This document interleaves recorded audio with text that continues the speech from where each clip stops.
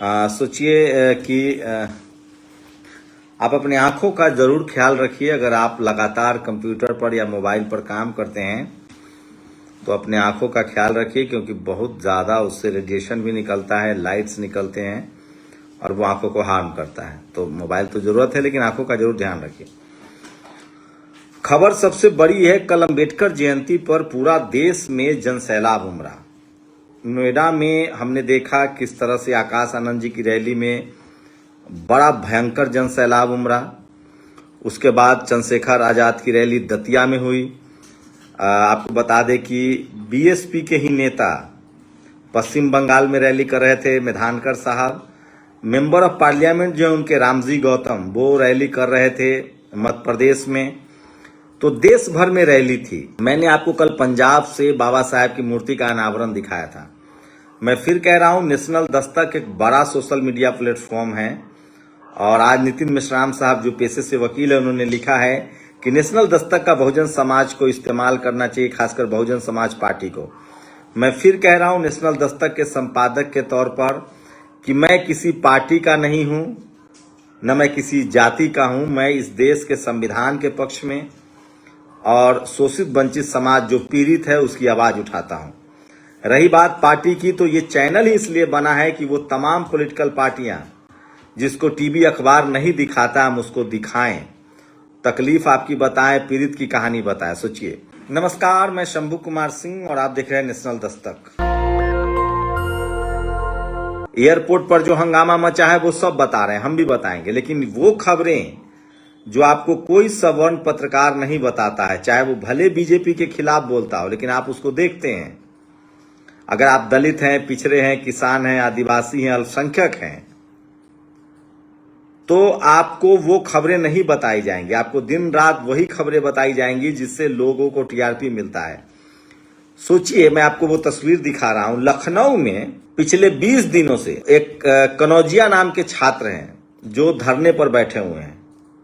20 दिनों से वो पीएचडी के छात्र हैं, उनको बर्खास्त कर दिया गया है क्योंकि उन्होंने बाबा साहब अम्बेडकर के विचारधारा को वो फॉलो करते थे। उनको बर्खास्त कर दिया गया है। ये देखिए तस्वीरें तमाम, देखिए ये तस्वीरें दिखा रहा हूं। ये बाबा भीमराव अंबेडकर यूनिवर्सिटी की तस्वीरें हैं। वो पिछले 20 दिनों से, इसीलिए नेशनल दस्तक बना है। इस तरह की खबरें मैं आपको बताना चाहता हूं। ये भले आपको इंटरेस्टिंग ना लगे, लेकिन ये आपको अब खबरें जो हैं वो एयरपोर्ट की खबरें आपको दिखाएगा कोई, लेकिन ये खबरें बहुत जरूरी है बहुजन समाज के लिहाज से। सोचिए, आज हमारे आंदोलन के निर्णायक मोड़ पर पहुंच चुका है। 20 दिन से ज्यादा समय से एक दलित सुधारती, सोचिए, ये बसंत कुमार कनौजिया हैं, ये पीएचडी के छात्र हैं, अम्बेडकरवादी हैं। इनको बर्खास्त कर दिया गया जैसे रोहित वेमुला को कर दिया गया था। ये 20 दिनों से धरने पर बैठे हैं, प्रशासन इनसे बात नहीं कर रहा है। और इतना ही नहीं, आप वहां जाकर रिपोर्टिंग भी नहीं कर सकते हैं। ये देखिए, ये छात्र हैं साथियों, जय भीम। ये नाराज हैं, मायूस हैं, रो रहे हैं। सुनिए। अन्याय के खिलाफ आंदोलनरत हैं, जातिवाद के खिलाफ आंदोलनरत हैं 19 दिनों से। विश्वविद्यालय प्रशासन के सुरक्षा अधिकारी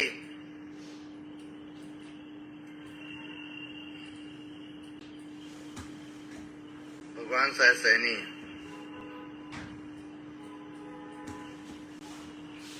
जी द्वारा हमारे संघर्ष को कमजोर करने के कई तरीके से चाल चल रहे हैं। तो ये जो बसंत कुमार कनौजिया हैं, ये वीडियो पूरा नेशनल दस्तक पर आपको देखने को मिल जाएगा। बसंत से आप मिल नहीं सकते हैं, वहां रिपोर्टिंग नहीं कर सकते हैं, वहां कोई जा नहीं सकता है। इनको अकेला अलग थलग कर दिया गया है। पिछले 20 दिनों से करकराती सर्दी में ये धरने पर बैठे हैं। रिपोर्टिंग अलाउ नहीं है। आप पर एफआईआर दर्ज करा दिया जाएगा। हम लोग खुद इनसे मिल के आए हैं, लेकिन हम खबरें नहीं चला सकते हैं। इस खबर के लिए नेशनल दस्तक बना है। और उन तमाम पार्टी, चाहे बहुजन समाज पार्टी हो जो अम्बेडकराइट पार्टी है, बसपा हो, चाहे डीएमके हो, चाहे आरजेडी हो, सपा हो, जेडीयू हो, वो तमाम बहुजन लीडरशिप वाली पार्टियां जिनको अब तक तमाम मीडिया चैनल्स बदनाम करते आए हैं, मैं उनको दिखाता हूं। और मेरी जितनी संसाधन है, मैं ये कहा, मैं एक अकेला आदमी हूं, 4 जगह 4 प्रोग्राम है, मैं चारों जगह नहीं जा सकता हूं। तो मेरी कोशिश होती है कि मिनिमम रिसोर्सेज में जो मैक्सिमम आप तक खबरें पहुंचा सकूं। इसलिए मैं एक जगह बैठ के आपको वीडियो बताता हूं, दिन भर का रिसर्च होता है, खबरें होती हैं। तो बाबा साहेब भीमराव अंबेडकर यूनिवर्सिटी में कनौजिया जो है वो 20 दिनों से धरने पर हैं। इसी तरह से रोहित वेमुला को हैदराबाद यूनिवर्सिटी में कॉलेज से रेस्ट्रिकेट कर दिया गया था और उसके बाद वो सुसाइड करने के लिए मजबूर हो गए थे। कनौजिया जी के साथ ऐसा कुछ ना हो इसलिए उनकी ताकत बनिए। वो नाराज है, मायूस हैं, 20 दिनों से धरने पर बैठे हैं। एक पीएचडी के छात्र को सस्पेंड बर्खास्त कर दिया जाए, सोचिए ये इससे बड़ी बात क्या ऐसा हुआ होगा। आज ही की बात बता रहा हूं। एक मेडिकल कॉलेज के प्रिंसिपल पर बैड टच का आरोप लगा। एक छात्रा के साथ उन्होंने बैड टच किया था और जब उस छात्रा के परिवार वालों ने एफआईआर कराया, उन्नाव की घटना है, मैं बता दूंगा वो भी, तो पुलिस वालों ने उल्टे उस छात्रा के परिवार को ही पीट डाला। ये तो लॉ एंड ऑर्डर की स्थिति है यूपी में, अब क्या बात करेंगे। और उसके बाद एक दलित छात्र पिछले 20 दिनों से, मित्तल साहब जो है वहां, वो धरने पर, वो वहां के वाइस चांसलर हैं। सोचिए बाबा साहब अंबेडकर के नाम पर वो यूनिवर्सिटी है। मायावती जी मुख्यमंत्री थी तब वो बना था, जैसे गौतम बुद्धा यूनिवर्सिटी है।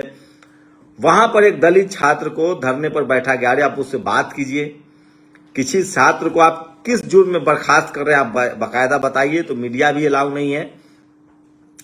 तो ये खबर बता रहा हूं। अभी इतना ही नहीं है, एक और खबर, ये तो छात्र हैं, अब बता रहा हूं एक आईएएस के साथ क्या हुआ। ये भाषण सुनिए चंद्रशेखर आजाद का। जब हमारा आईएएस है यहाँ संतोष वर्मा, जब उसने की कि भाई आप हिंदू हिंदू भाई भाई की बात कर रहे हो, गौर से सुनो, कानून बजाओ, गौर से सुनो, कान खोलो अपने। मैं भी मध्य प्रदेश पे निगाह बना के बैठा हूँ। मेरा ध्यान ऐसा नहीं मध्य प्रदेश पे नहीं है। और मैं ये बताना चाहता हूँ तमाम पार्टी के नेताओं को जो इकट्ठे होकर कह रहे हैं संतोष वर्मा को ये कर देंगे, वो कर देंगे, कितने संतोष वर्मा को क्या करोगे? कल हर घर से संतोष वर्मा निकलेगा, दामोदर मंडल निकलेगा, रविंद्र पाटिल निकलेगा, देखूंगा कितने लोगों को आप क्या करोगे। सोचिए एक आईएएस ने ये कहा कि जातिवाद के खिलाफ उन्होंने आवाज बुलंद की। उन्होंने कहा कि जातिवाद टूटना चाहिए, आरक्षण के आप खिलाफ हैं तो जातिवाद भी टूटे। उनको सस्पेंड कर दिया गया। लेकिन ये तो एक खबर, एक और आईएएस की खबर बता रहा हूं। ये मैं नहीं, विवेक त्रिपाठी ने लिखा है। भ्रष्टाचारियों में खुशी की लहर, सुनिएगा। यूपी के सबसे भ्रष्ट विभागों में से एक राज्य कर विभाग के प्रमुख सचिव एम देवराज हटाए गए। राज्य कर विभाग में अफसरों और व्यापारियों के भ्रष्ट तंत्र की चूल्हे हिलाने, टैक्स चोरों की नकेल कसने और मनमानी पर अंकुश लगाने वाले आईएएस अधिकारी एम देवराज ने 16 महीने में जो किया वो बेमिसाल है। आईएएस एम देवराज ने जीएसटी के 500 से ज्यादा अधिकारियों के खिलाफ कार्रवाई की और इन पर आरोप लगा दिया गया कि ये दलित एससी एसटी के अधिकारियों को प्रमोट करते हैं और इनको आज हटा दिया गया। ये यूपी की खबर बता रहा हूं, सोचिए। ये है आईएएस।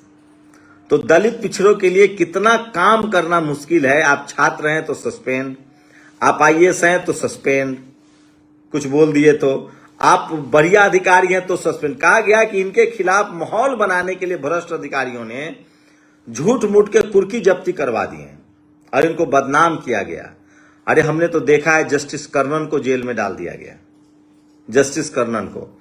तो नेशनल दस्तक इसलिए जरूरी है और इसलिए मैं लगातार अपनी जान जोखिम में डालकर ये चैनल चला रहा हूं। आप लोगों से गुजारिश कर रहा हूं कि सोचिए आज टीवी अखबार पहले बहुजन दलों को और बहुजन नेताओं को बदनाम करता था। वो सपा को भी बदनाम करता था, बसपा को भी बदनाम करता था, वो आरजेडी जेडीयू को भी बदनाम करता था, डीएमके को भी बदनाम करता था। हम लोगों ने कैंपेन चलाया, टीवी अखबार आपने देखना बंद कर दिया।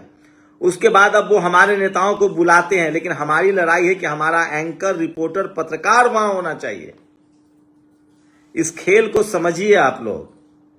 जब तक बहुजन समाज का एंकर, रिपोर्टर, पत्रकार नहीं होगा, अपना मीडिया हाउस नहीं होगा, तब तक आपको न्याय नहीं मिलेगा। मीडिया में वो ताकत है जो दोषी को निर्दोष और निर्दोष को दोषी साबित कर दे। बहुजन समाज के हजारों लोगों को पत्रकारिता में आना पड़ेगा। आप सोशल मीडिया पर आइए, फेसबुक पर लिखिए, उससे पैसा भी मिलता है। आप ट्वीट कीजिए, एक्स पर लिखिए संवैधानिक तरीके से। और जिस तरह से कल पूरे दुनिया में, पूरे देश में बाबा साहेब के परिनिर्वाण पर जनसैलाब उमड़ा, क्या नोएडा, क्या मुंबई, क्या दिल्ली, हर कोई ऐसा जिला नहीं कोई ऐसा कस्बा नहीं जहां बाबा साहब को लोगों ने नमन नहीं किया, उनको अपनी कृतज्ञता नहीं प्रकट की। उसके बावजूद बहुजन समाज पर आज लगातार उनके आईएएस हो, उनके छात्र हो, उस पर अन्याय हो रहा है। तो इसकी वजह है कि हम बात नहीं कर रहे हैं, हम इन अन्यायों के बारे में चर्चा नहीं कर रहे हैं, हम उनको दिखा नहीं रहे हैं। मैं इसीलिए कह रहा हूं कि इस तरह के सवाल बहुत जरूरी है और बहुजन समाज के लोगों को खुलकर बात करना पड़ेगा, बोलना पड़ेगा और तभी जाकर उन पर अत्याचार रुकेगा। चाहे उनके डीएम हो, एसपी हो। टीना डाबी को किस तरह से ह्यूमिलिएट किया गया आप सब ने देखा है। तो आप कलेक्टर बनिए, एसपी बनिए, डीएम बनिए, जाति कभी जाति नहीं। तो मेरी कोशिश है, मैं आप सब लोगों का जो सबसे बड़ा मुझसे सवाल होता है जब मैं ग्राउंड पर जाता हूं कि बहुजन समाज के लोग इकट्ठा क्यों नहीं होते हैं, जमा क्यों नहीं होते एक साथ, बहुजन दल एक साथ क्यों नहीं आते हैं। मैं आपसे बार बार कह रहा हूं, अगर बहुजन दल एक साथ नहीं आ रहे हैं तो बहुजन समाज तो एक साथ आइए। जातियों से निकल एससी, एसटी, ओबीसी, किसान, अल्पसंख्यकों को एक साथ आना पड़ेगा, एकजुट होना पड़ेगा और अपने संवैधानिक अधिकारों के लिए आपको बोलना पड़ेगा, लड़ना पड़ेगा। और जो युवा हैं, छात्र हैं, अधिकारी हैं, कर्मचारी हैं, अगर आप पढ़े लिखे लोग हैं तो सिर्फ मोबाइल देखिए मत, नेशनल दस्तक देखिए, उसको इंस्टा पर देखिए, मेरा इंस्टा पर देखिए, यूट्यूब पर देखिए, फेसबुक पर देखिए, लेकिन अपने प्रतिक्रिया जरूर दीजिए, उस खबर को आगे बढ़ाइए। चूंकि हम जान जोखिम में डालकर दिन भर की मेहनत से 24 घंटे का काम है ये, 24/7 हम आपके लिए सजग होते हैं, आपके लिए खबरें लाते हैं और ये खबरें आपके भविष्य के नस्लों के लिए, आपके फसलों के लिए है। कैसे आपके बच्चों का कॉलेज यूनिवर्सिटी, अभी एक आंकड़ा आया है, संसद में सवाल पूछा है डीएमके के सांसद ने कि क्या जानबूझकर यूपीएससी में एससी, एसटी, ओबीसी के बच्चों का नंबर काट दिया जाता है। अब वो कौन बताएगा, लेकिन आंकड़ा बता रहा है कि एससी, एसटी, ओबीसी के बच्चे रिटेन में अच्छा करते हैं लेकिन इंटरव्यू में उनको नंबर कम आता है। अभी उत्तर प्रदेश में एक रिजल्ट आया है, उसमें एससी, एसटी, ओबीसी को रिजर्व कैटेगरी तक ही सीमित कर दिया गया है। कायदे से 15, एक सीट पर 15 रिजल्ट देने थे लेकिन नहीं दिया गया। तो ये तमाम जो गड़बड़ियां हैं जिससे अरबों खरबों लोगों की जिंदगी, करोड़ों लोगों की जिंदगी प्रभावित होती है। मैं फिर कह रहा हूं, जितने बहुजन दल हैं हम सबको चाहते हैं कि हम आपको खबरें पहुंचाएं, सपा हो, बसपा हो, आरजेडी हो, जेडीयू हो, जेएमएम हो। मुझे पार्टियों में मत बांटिए, जातियों में मत बांटिए। हमारा मिशन है जो बाबा साहब ने जो शुरू किया था, फूले साहब ने जो पत्रकारिता शुरू की थी, जो कबीर, रविदास, गुरु नानक की विचारधारा है, जो इक्वालिटी फैटर्निटी की विचारधारा है, जो बुद्ध की विचारधारा है, जो बराबरी समानता की बात है, हम लोग उसको बताते हैं। हमें बदलाव चाहिए, बदले की भावना से काम नहीं करते। और मेरी कोशिश होती है कि तमाम बहुजन लीडरशिप वाली जो पार्टियां हैं उनकी खबरें आप तक पहुंचाई जाए।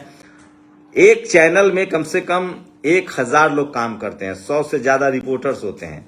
आप 1-2 लोगों की टीम से इतनी बड़ी उम्मीदें नहीं कर सकते। उसके बावजूद अगर आप 2 वीडियो भी नेशनल दस्तक का रोज देखते हैं, ओपिनियन मेरा, तो उसमें बहुजन समाज के हक, अधिकार, राजनीति, सांस्कृतिक सबकी खबरें होती हैं।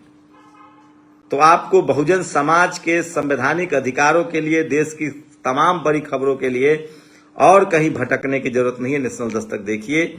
और जब तक बहुजन मीडिया मजबूत नहीं होगा, जब तक हमारे अपने बड़े एसेट्स नहीं होंगे, हमारे पास 100 रिपोर्टर्स की टीम नहीं होगी, तब तक हम लोग काम नहीं कर पाएंगे बड़े पैमाने पर जैसा आप चाहते हैं।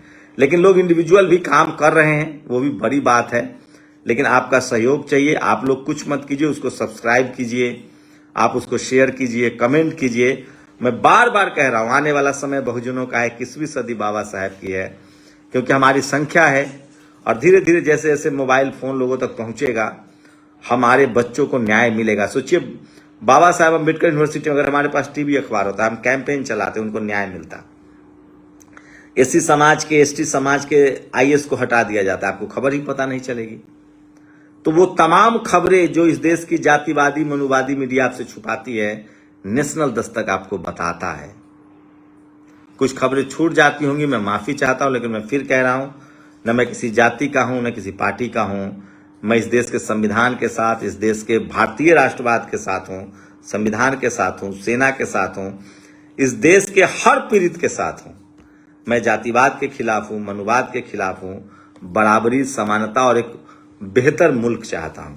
शुक्रिया। दस्तक की आपसे गुजारिश है कि अगर इसको बचाना चाहते हैं तो नेशनल दस्तक को सब्सक्राइब करने के लिए रेड कलर के सब्सक्राइब बटन को दबाएं, फिर बेल आइकन की घंटी दबाएं। नेशनल दस्तक को बचाने के लिए बहुत जरूरी है कि हर खबर को शेयर करें, लाइक करें, कमेंट जरूर करें।